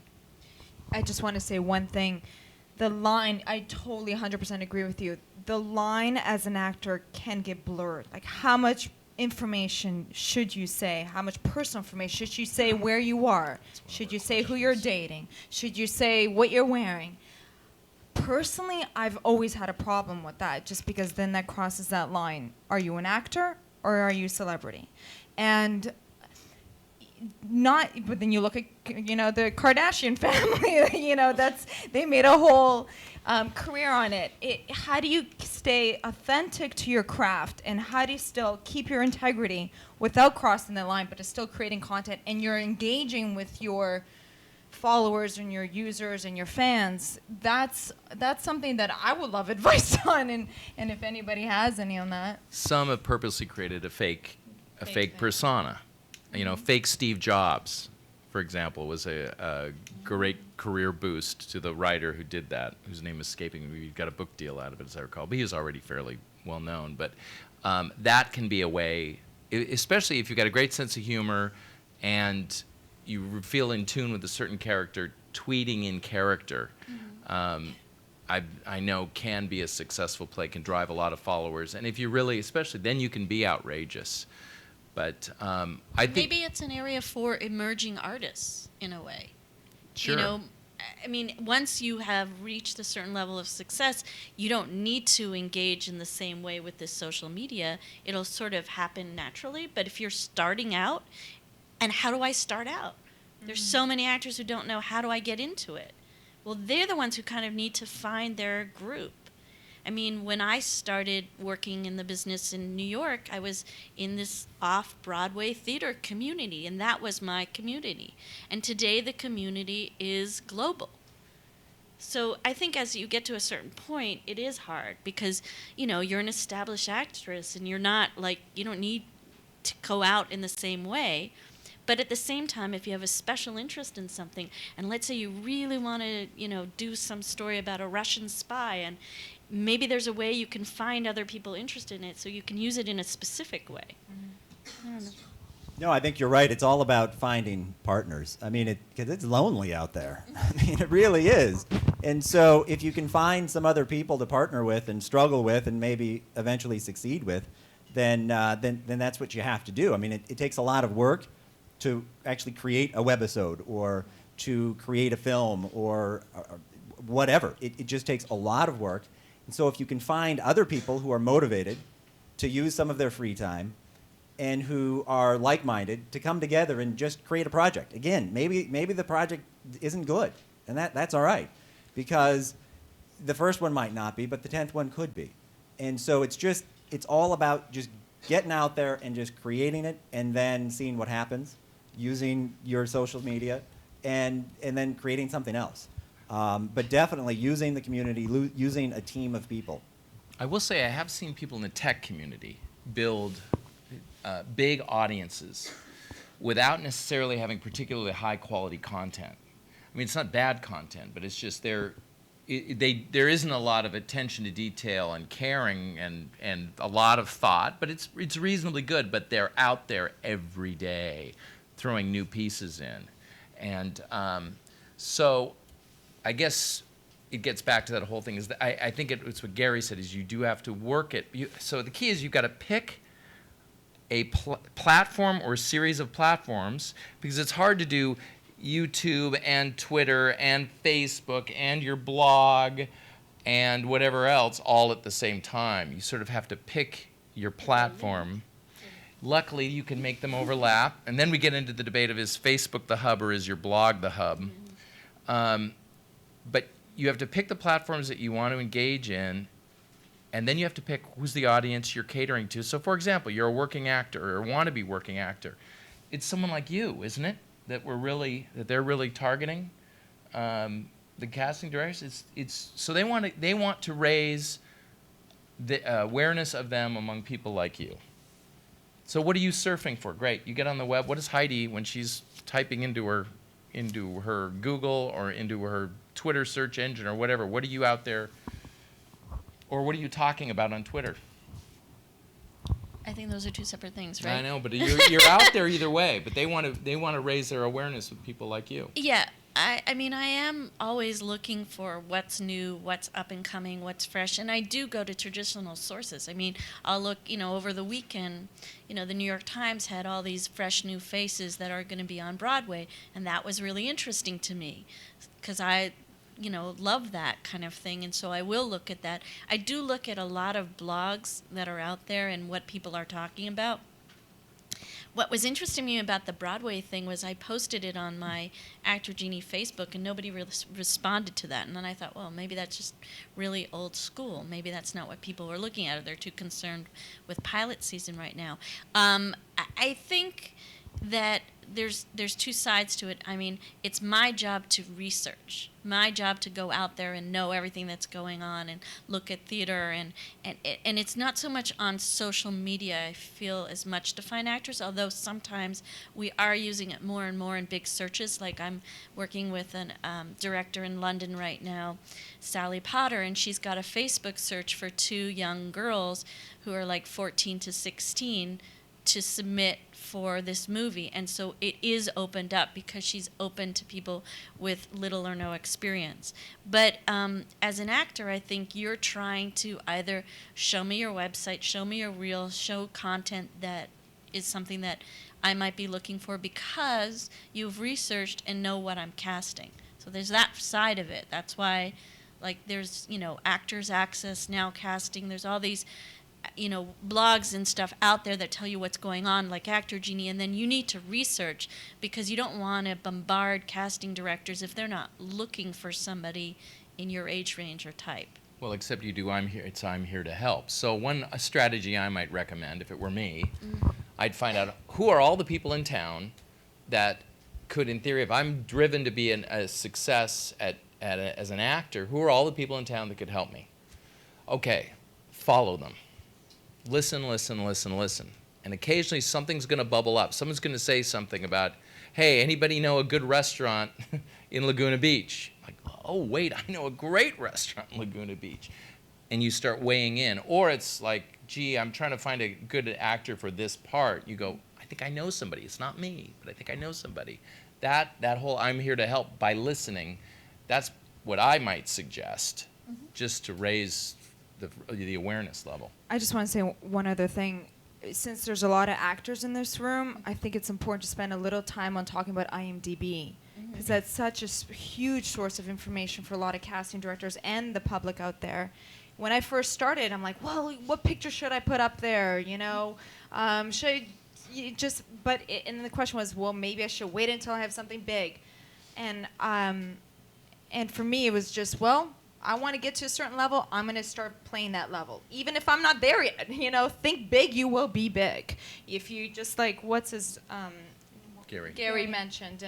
And in other words, if you want to be a comedic actor, put yourself up there with clips. Or the other thing is, how do you raise your star meter? And if a lot of you don't have, you might want to get IMDb Pro, which is, and I think it's an extra $14 a month. And what that allows you is it gives you access to what what producers have movies in production and in development, and who's represented by who. Also, you have access to take off your age on there. I know age is always a big thing. I know they're trying to do a big lawsuit on that right now. Hopefully, they're gonna get there somewhere. But also, they have a link there. Like I was asking myself there, how do I get up there? How do I get myself on this star meter? And does everybody know what a star meter is? I didn't know till last year even. There's some weird thing that tells you how high you are as a star meter. But there's articles, and there's a link with articles or reviews. You can actually submit to IMDb with your name, even if you're did a play or something and your name was mentioned online somewhere. That automatically could be a link, and there's a lot. We create more content. I think you would know a little bit more about this. No, than I would. absolutely, it's really important. Exactly what she's saying. You should put as much information as you can out there, and you should research as much. No, you have a lot on there, but it's still, yeah. You need to use all of these resources to their fullest. I mean, what do we know how the star meter ranking, how they measure that? It's measured a little bit on how often you're out there. Like, let's say if you're mentioned, like she said, like when I think Magnolia Pictures bought I Melt With You, so my name was there, so all of a sudden my star meter went up. If I have an article on the Wrap today, so the star meter probably went up. It has to do with linking. And linking is really important. I think as an actor, anytime it's like, who's related to Kevin Bacon? That game. I mean, all the things can add to your star meter. So I think it's really important to have the right kind of demo. That's really important, to have a great demo. And you can put it up there on IMDb. If you don't have the credits that you need just to recognize yourself, you need to put your demo up there. And you need to have a good demo, and it should be short. Okay, well, I think we've answered some of the questions. I thought what we might do is, first of all, anything else that we want to make sure that we get to before we start jumping into questions, because I've got a stack of them. I say do the questions. Okay, well, let me start with this one. This is from Tony Brown to the panel. I'm a hyphenate, actor-screenwriter. After you register and legalize a script, film, or TV pilot spec, would you recommend using the social media community in helping to get the script sold? I have no idea, because well, you got to use whatever you can. So again, it's not just using the social media, it's the way that Gary was talking about it. You need to, you've written a script and you think, wow, it'd be really good for Brett Ratner.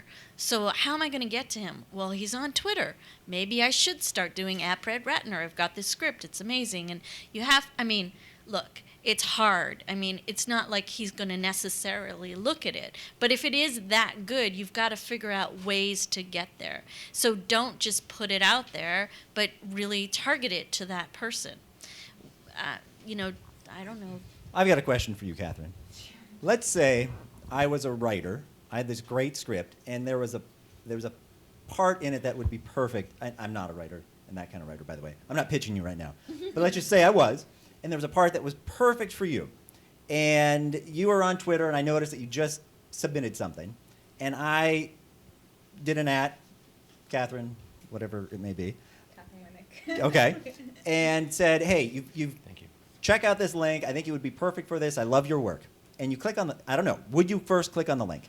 If I said, I'm a huge fan, you're awesome, please just check out this link. I want to show you something that I wrote. Would you click on it? Honestly, I wish I could say yes, just because, but I'm not gonna.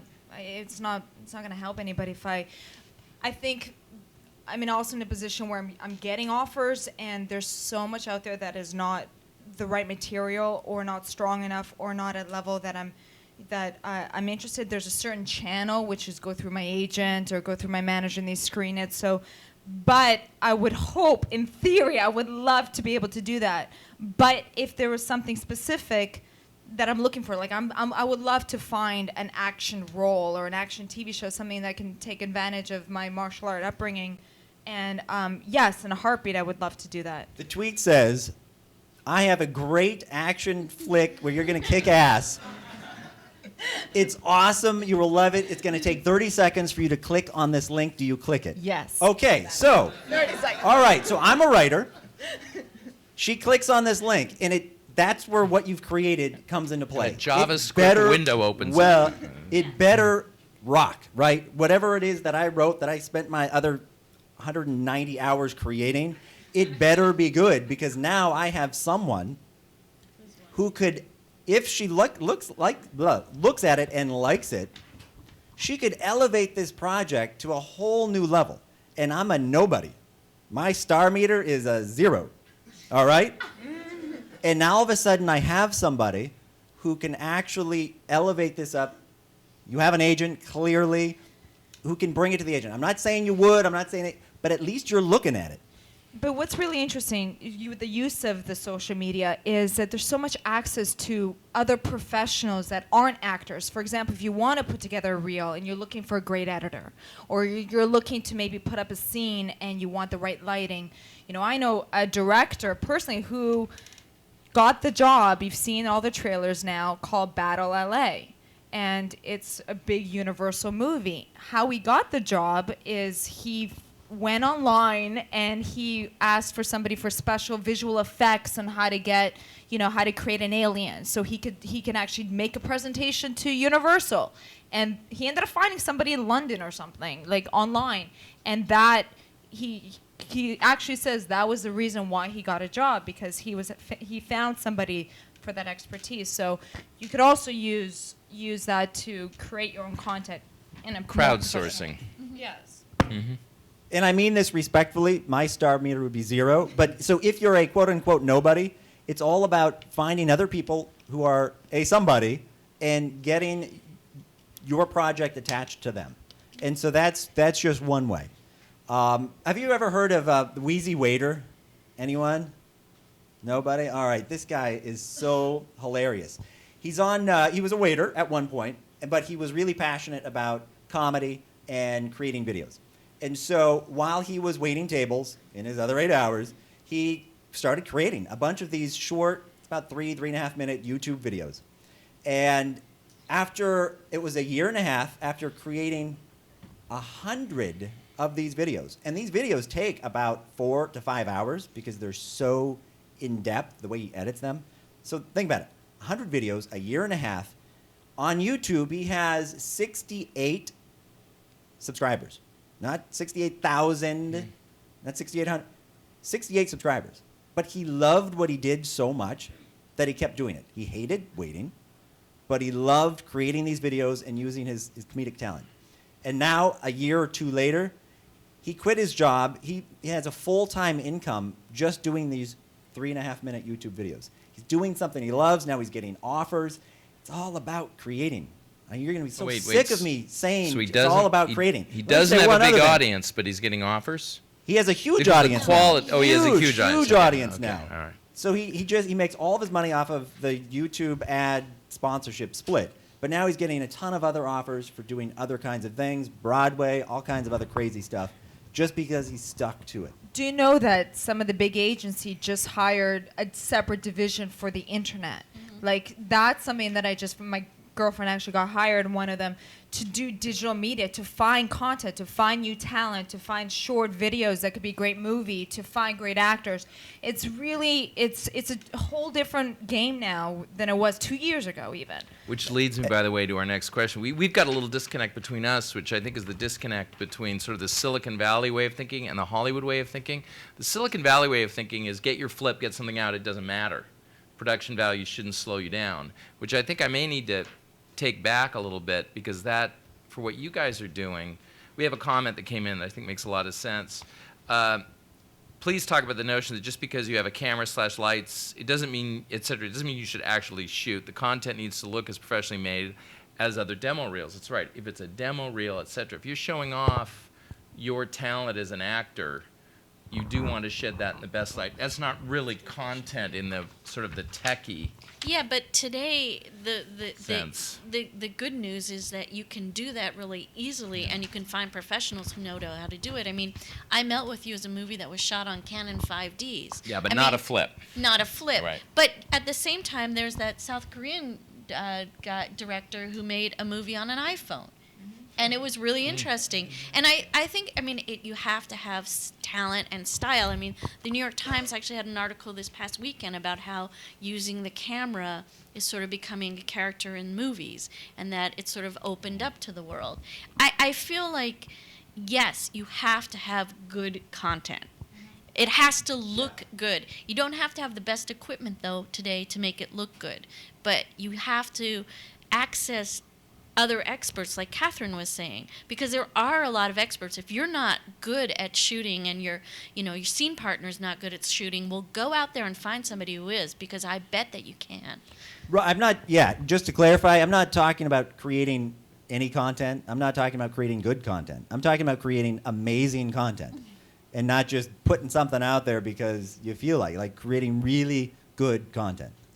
I just want to say one thing. With that, I totally agree. Creating good content, but the question is, how do you define that?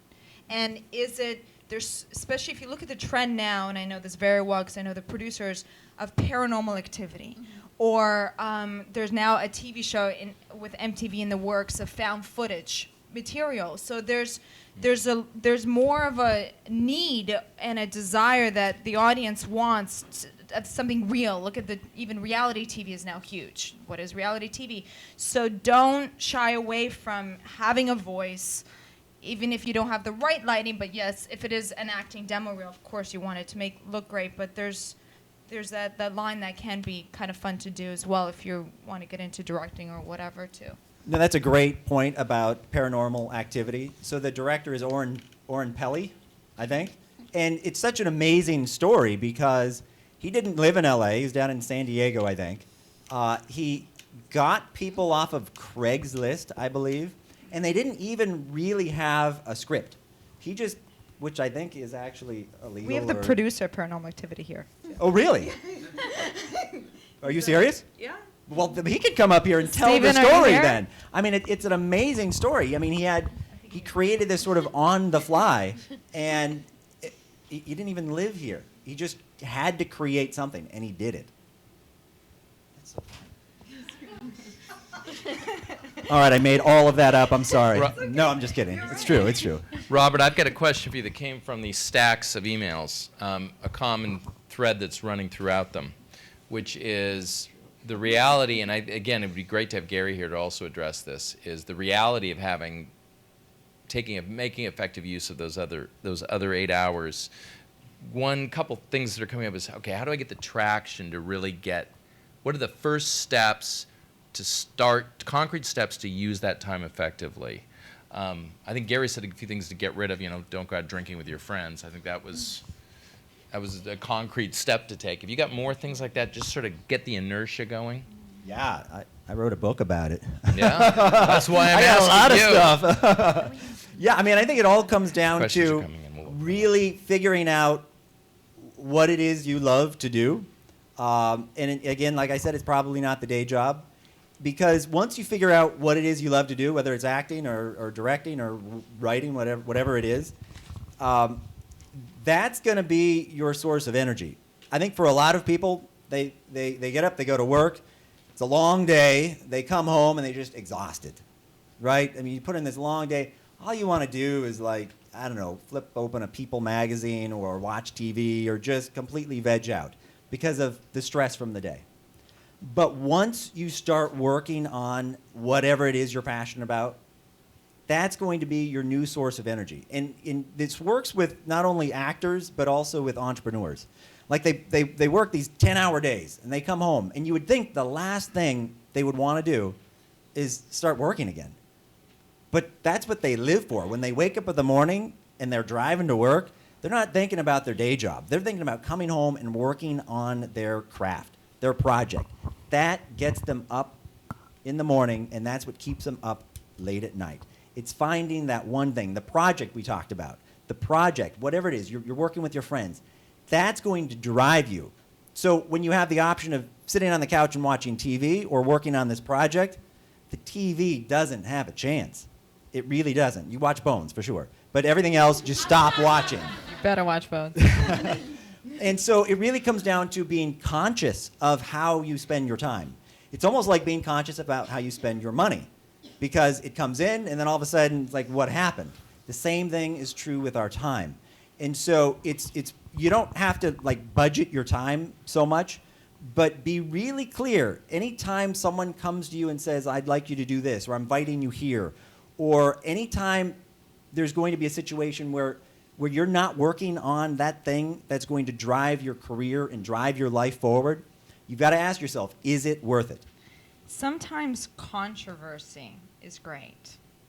And what I mean by that is I've just finished shooting Bones, and I was hired originally, and the producer sat me down, they're like, Catherine, are you ready to be the most hated woman on TV? I'm like, what do you mean I would be hated?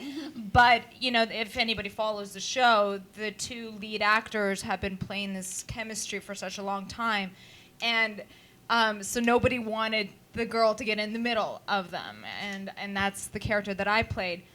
But can I tell you how many people, I think TV Fanatic called me the most controversial actor on TV or something because of all of what it generated of, I hate Hannah, I hate this, and you know, I'm like, whoa. But it's nothing, I can't take it personally, but it's interesting. If they're spending the time to talk about you and why they think that the lead actor Bones should be with Brennan and not Hannah, they're still talking. They're doing the work for you. So I don't know. Sometimes you might want to think this about works it. with online content too, and I did that in my book. I said this provocative posting works. I mean, Perez Hilton is a classic example of building an empire. In Silicon Valley, there are these snarky bloggers that have built huge empires just because they're so obnoxious. But yeah, provocative. You can put in your tweets or in your posts an occasional real provocative comment. Can do wonders. Did anyone notice the irony of that to be productive we should watch less TV and we're all sitting here trying to get on TV? It's to be conscious about what you do with your time. If you want to get on TV, stop watching TV. It's not necessarily stop watching TV, but when you're watching TV, realize that you're watching TV and you're not doing something else. Well, look, I'm a working mother. So as that, and I hope there's others out there, I mean, I have to be completely conscious of how much time I have because it's really important for me to be home with my family. And so I'm really having to time manage everything a lot more. And I think, you know, actors and, you know, people who are I'm still creating content, so I'm staying up late researching what's out there for Actor Genie. I'm trying to do it all, but I do have to still be aware of all the actors out there, and I've got to tune into Bones because I got to see what's happening with Catherine. But luckily, yes, we do have ways to, you know, TiVo or whatever you want to call it today, and you know, use all of those things to do it. That's a very good point. I do want to mention also something that Ashton told me a long time ago is if you're tweeting, it's really interesting if you tweet at a certain time. Mm-hmm. If it's in the morning when you got to think, when are people going to check their tweets or read the newspaper? If it's, you know, right after work, there's a certain window you're going to get the most response. And he actually is well, I shouldn't be speaking, you know, for anybody else, but you know, the people that are smart about it, it might be interesting to reach your target audience at a certain window. If it's, you know, 9 to 10 in the morning or whatever, it's from 6 to 8. That's a very good question. People I don't know when the most people would tweet, but yeah, that's absolutely, and that applies to all levels of what you're trying to do. Like, I don't call agents on Monday morning when CAA is in a staff meeting because I'm not going to get any information. So it goes on every level, and I think that you know, with the thing with tweeting is that it's doing it multiple times. And that's what Gary had mentioned too, is sometimes you have to retweet because you've got your 10 a.m. audience, but you know what? It's already gone down the line, so at 3 o'clock you better put it back up again. And yeah, people are at lunch, so 1 to 3, you know, maybe's not I've got one for you guys. I just did a webinar this morning on Twitter tools and best time to tweet and all that. So there's a tool. The URL is really hard to figure out, but I think if you type into Google XEFER, which I don't know what it stands for, you can type in a Twitter username, and it will basically bring up their calendar of when they typically are tweeting and responding. So it's a great time to... Is there an app for that? Yeah, there is. I don't know if it's a XEF as in Frank, ER. I'm obsessed with these tools. I stay up till like 2 in the morning finding cool little Twitter search tools. You know how Gary says, listen, listen, listen. I spend way too much time listening and not enough time tweeting. A question from the audience. One thing that seems increasingly clear is that being just an actor is really no longer an option. For great market-worthy entertainment, actors must learn to produce, write, direct, etc. Questions or thoughts on that? In other words, and it's sort of what we're getting to now. It's not just enough to be an actor. Apparently, to have that edge, you have to be a social media maven too. How do we feel about that? I'll just say briefly. I think you have to be an entrepreneur. I think that's what it comes down to. Whether you're an actor or a mortgage broker or whatever, it's all about figuring out what it is that you want to build, whether it's a company or it's a project, and then finding the resource. I mean, that's really what an entrepreneur does. Has the idea and then finds the talent, finds the other people that can partner with him or her to create something. And again, it could be a business or it could be a film. And so you're not really just an actor. You're an actor, but yeah, you're right. You kind of have to be all of these other things and really to promote it. I totally agree with that. To answer your question, I think the most important thing is if you're an entrepreneur or if you're an actor, if you're a director, if you're a writer, what do we all have in common is we have a voice and we have a passion to communicate, to say something. And if you're clear on what that is and stay true to it and are relatable enough so you don't have to talk about what shoes you're wearing or stupid things, but you can talk about what makes you tick or your kids or reading a great book, and if it's coming from the right place, I think that's why we follow the great actors and why when I'm hooked on Actor Studio is because I want to know more about these people because they have a voice, they have something to say. And if what we do as actors and what makes us be actors is because we have that voice, how do you have that same link and how do you use that to social media and stay true to yourself still? And I think that's a challenge. That's a challenge, but if you can do it, you can do it right, and then you have people fall in love with you as who you are and follow you, just like Gary mentioned, and having that heart come out. From a content creation point of view, if there's something that you're spending a lot of time on the web surfing or reading about that's helping you, helping you with your craft, and you're finding cool links, for example, and this was there's an avenue here. I got into this game mostly due to the content creation side. I've seen people build these small empires, and one guy I know did a very good job on Twitter, Social Media 411. A guy I know created this account, and what he did is it's just links. He spends a few hours a day finding cool articles about social media that he thinks are relevant, that apparently have not been tweeted by a bunch of other people, and he tweets them. Mm-hmm. And it's a slow thing. It took him a year, but he built this big audience. He does no ads, no at replies. So it's sort of the opposite of Gary's approach, which is this engagement, community, and talking. He goes, I simply put out stuff that I think will be useful. When there's one guy, a celebrity who's now got 1.7 million followers, who off the record thought Twitter was the stupidest thing in the world and didn't want to do it, and we were trying to convince him it would be a good thing to do, and we said, you just use it for your bookmarks, because you can do a browser toolbar, and you just click it, and it bookmarks it, and it sends it to your Twitter stream. And then the whole point is you're not tweeting for other people, you're tweeting for you, because you're saving this stuff for you that you can go back to. And it's little things like that where you can be contributing and creating content without killing yourself doing it.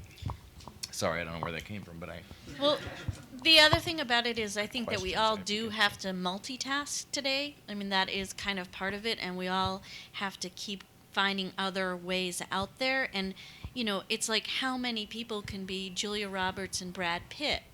And even they are not just actors, they're producers as well, because they need to look out for what is the best role.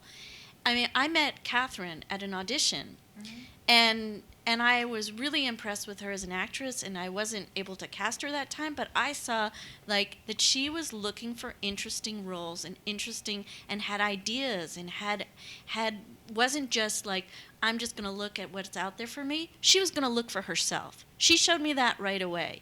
And I think it's really up to you to look out for yourselves.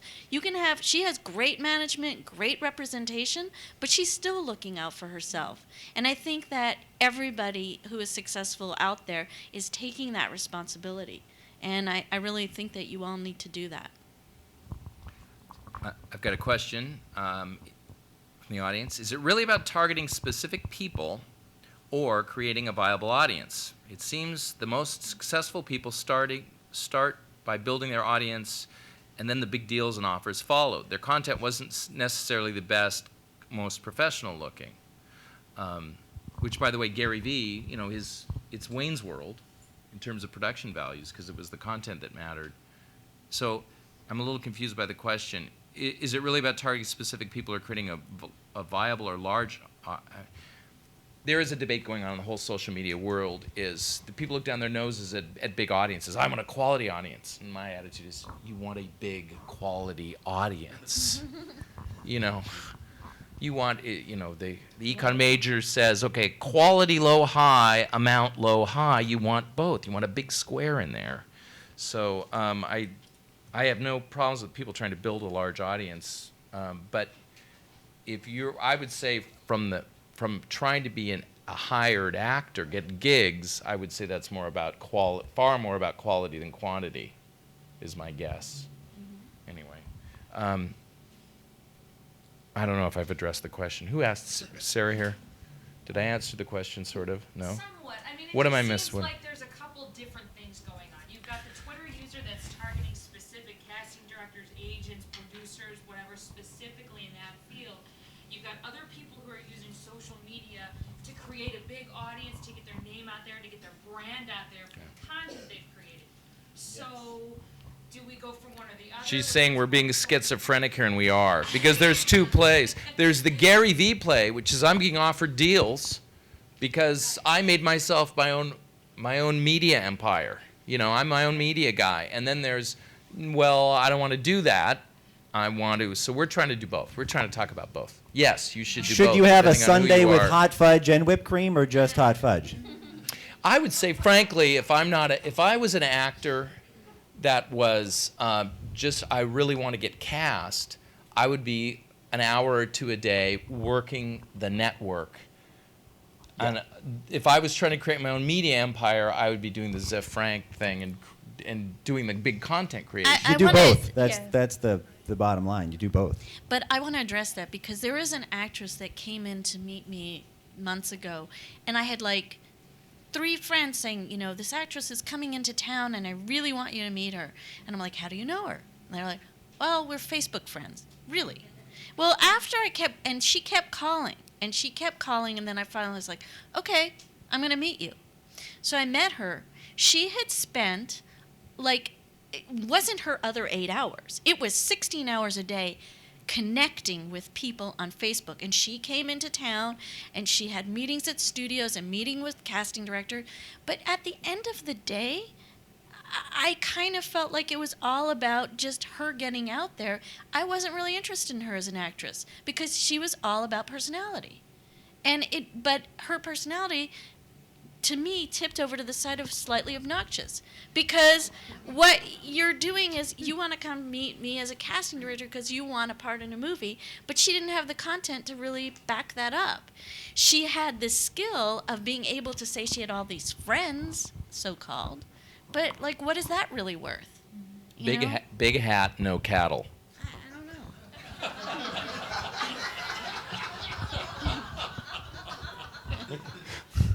Seems like it's just know what you're going for.